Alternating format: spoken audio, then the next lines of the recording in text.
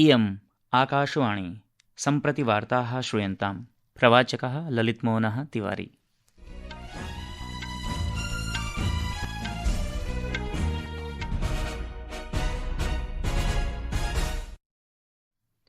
आदौ मुख्यवार्ताः। राष्ट्रपतिना द्रौपदी मुर्मुवर्यया विकसित भारत ग्रामीण जीविका विधेयकम् अनुमोदितम्। प्रधानमन्त्री श्री नरेन्द्र मोदी अद्य असमस्य नामरूपक्षेत्रे 610,000 रूप्यकैः निर्मितस्य उर्वरकसंयन्त्रस्य आधारशिला संस्थापिता। भारतेन स्पष्टीकृतं यत् नवदिल्लीस्थ बांग्लादेशस्य उच्चायोगस्य बहिः एकत्रितैः प्रदर्शनकारिभिः सुरक्षाव्यवस्था नैव भञ्जिता। भारतीय विमानन प्राधिकरणेन सघनकुज्झटिकाकारणेन विमानोड्डयनेषु विलम्बस्य परिवर्तनश्च परामर्शः प्रख्यापितः अस्ति। यात्रिणः प्रत्यग्रसूचना प्राप्त्यर्थं प्रोक्ताः सन्ति। एम्नेस्टी इंटरनेशनल समवायेन पाकिस्तानस्य पत्रकारस्य सोहराब बरकतस्य निगडने चिन्ता प्रकाशिता। अपि च दुबई मध्ये अंडर-19 इति 29 वर्षाभ्यन्तरवर्तिनां पुरुषाणाम् एशिया चषकीय अन्त्यचक्रीये द्वन्द्वे पाकिस्तानेन भारतं पराजितम्।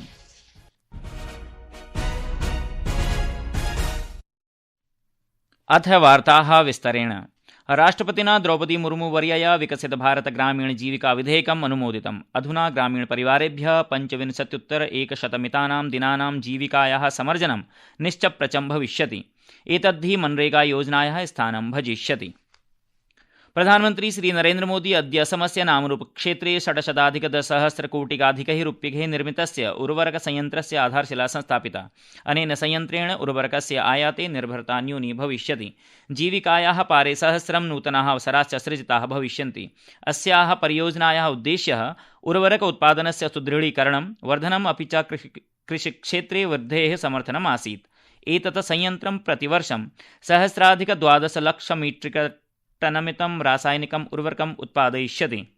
अस्मिन् अवसरे श्रीमोदी उक्तवान् यत् एतत् संयन्त्रम् उर्वरक आयातस्य उपरि भारतस्य निर्भरतां न्यूनीकरिष्यति, अपि च वृत्तेरवसराणां सृजनं भविष्यति। श्रूयतां तावत् किं ब्रूते मोदी।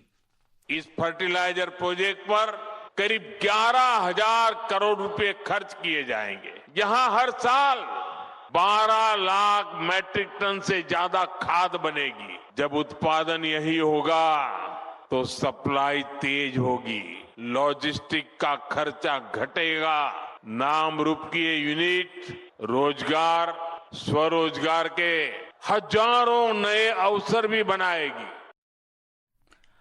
प्रधानमंत्री उक्तवान् यत् पुरातन्याः निर्माणशिलायाः प्रौद्योगिकी अप्रासंगिकता प्राप्ता, परञ्च कांग्रेस प्रशासनेन अस्मिन् विषये ध्यानं न दत्तम्। अस्मात् कारणात् नामरूपस्य बहूनि संयन्त्राणि पिहितानि जातानि। प्रधानमन्त्री उक्तवान् यत् द्विविधम् इञ्जनयुतं प्रशासनम् अधुना कांग्रेस प्रशासनेन निर्मितानां समस्यानां समाधानं करोति इति। शृण्वन्तु तावत्। असम की जो ताकत अहोम साम्राज्य के दौर में थी, विकसित भारत में असम वैसी ही ताकतवर भूमि बनाएंगे। नए उद्योगों की शुरुआत, आधुनिक इंफ्रास्ट्रक्चर का निर्माण, सेमीकंडक्टर्स, उसकी मैन्युफैक्चरिंग, कृषि के क्षेत्र में नए अवसर, टी गार्डन्स और उनके वर्कर्स की उन्नति, पर्यटन में बढ़ती संभावनाएं, असम हर क्षेत्र में आगे बढ़ रहा है। श्रीमोदिना उक्तं यत् 14-द्विसहस्रतमे वर्षे सम्पूर्णे देशे केवलं 25,200,00,000 मीट्रिक टनमितस्य रासायनिकम् उर्वरकस्य उत्पादनं भवति स्म। अपरत्र विगत 11 वर्षेषु परिश्रमस्य अनन्तरम् एतत् उत्पादनं प्रायः 6,300,00,000 मीट्रिक टनमितं यावत् वर्धितमस्ति। जो यूरिया हमें महंगे दामों पर विदेशों से मंगाना पड़ता है, हम उसकी भी चोट अपने किसानों पर नहीं पड़ने देते। बीजेपी सरकार सब्सिडी देकर वो भार सरकार खुद उठाती है। भारत के किसानों को सिर्फ 300 रुपए में यूरिया की बोरी मिलती है। उस एक बोरी के बदले भारत सरकार को दूसरे देशों को करीब 3,000 रुपया देना पड़ता है।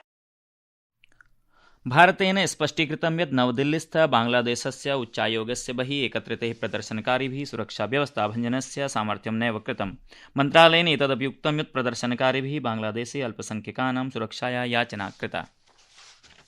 संस्कृतवार्तायाः संस्करणमिदम् इदानीम् आकाशवाणीतः प्रसार्यते।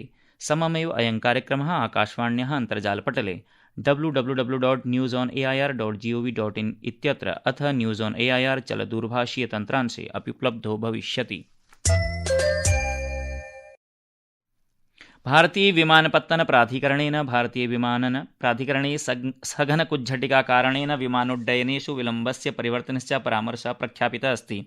यात्रिणः प्रत्यग्रसूचनाप्राप्त्यर्थं च प्रोक्ताः सन्ति। ऋतुविज्ञानविभागेन दिल्ल्याः, उत्तरप्रदेशस्य, हरियाणायाः, चण्डीगढस्य च कतिपयभागेषु सघनकुज्झटिकायाः सञ्चेतनापूर्वकम् ऑरेंज अलर्ट इति नारङ्गसञ्चेतना प्रसारिता अस्ति। प्राधिकरणेन यात्रिणः परामृष्टाः यत् ते निजविमानानां स्थितिविषये सम्बद्धविमानसमवायस्य आधिकारिकमाध्यमे सूचनां स्वीकुर्युः अथ च विमानपत्तनार्थं गमनसमये अतिरिक्तसमयं स्वीकृत्य चलेयुः।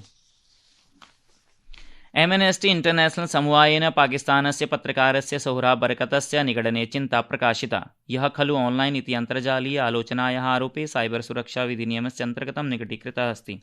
सोहराब बरकतः राज्यसंस्थानाम् ऑनलाइन आलोचनायाः आरोपे निगडितः अस्ति।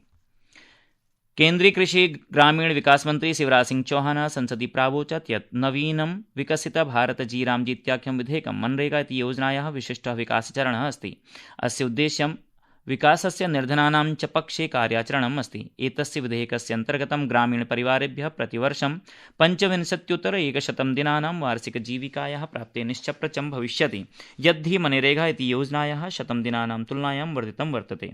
अमुना प्रोक्तं यत् एतद् विधेयकं निर्धनकल्याणार्थं, ग्रामीणविकासार्थं च महात्मगान्धिनः विचारधारायाः अनुरूपम् अग्रेवर्धनस्य प्रयासः अस्ति। विशेषतश्च गान्धिनः ग्रामस्य सम्पूर्णविकासः इत्यस्य दृष्टिकोणे। शिवराज सिंहेन एतदपि प्रोक्तं यत् सर्वकारः निर्धनानां हिते भूरि कल्याणयोजनाः प्रचालयति। एषः नूतनः विधिरपि अस्यामेव दिशि एकः बृहत् पदक्षेपः वर्तते। विकसित भारत गारंटी फॉर रोजगार एंड आजीविका मिशन ग्रामीण VBG रामजी इत्याख्यं विधेयकं पारितम् अस्ति। एतस्य अन्तर्गतम् इदानीं ग्रामीणपरिवारेभ्यः 25,100 दिनानां श्रमजीविका प्रदास्यते।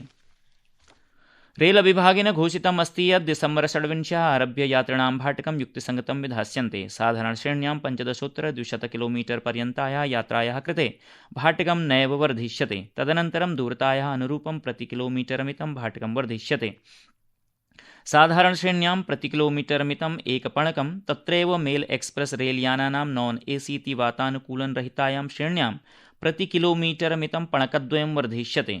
वातानुकूलन श्रेण्यामपि प्रतिकिलोमीटरमितं पणकद्वयं भाटकं वर्धितमस्ति। रेलविभागेन स्पष्टीकृतम् अस्ति यत् उपनगरीयसेवाकृते मासिकोत्सवीयकालार्थं च भाटकं नैव वर्धितमस्ति। अनेन भाटकयुक्तीकरणेन प्रवर्तमाने वर्षे प्रायः 600 कोटिरूप्यकाणाम् अतिरिक्तराजस्वार्जनस्य आशा विद्यते।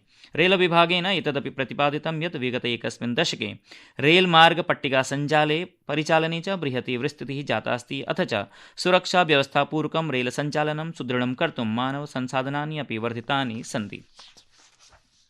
उपराष्ट्रपतिः CP राधाकृष्णन् उक्तवान् यत् ध्याने सकारात्मकस्य समावेशनश्च समाजं निर्मातुं परिवर्तनस्य च शक्तिः वर्तते।